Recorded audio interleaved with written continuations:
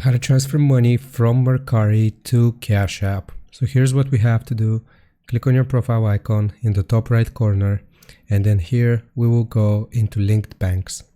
Now if you have a Mercari debit or credit card, you can click on the plus sign here to add the debit or credit card. But if you want to connect an account, you will select no card. And then here it's going to load up a list of all of the different banks, and we can search for Mercari using the search bar. However, if you have a card, like I told you, then you will connect the debit or credit card.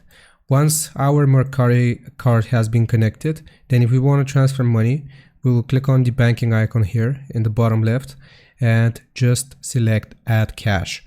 From here, you can choose the amount which you want to add from Mercari. So for example, if we want to add $10, we'll select the amount here. Or if we want to add a specific amount, we can click on the three dots and type the amount like so.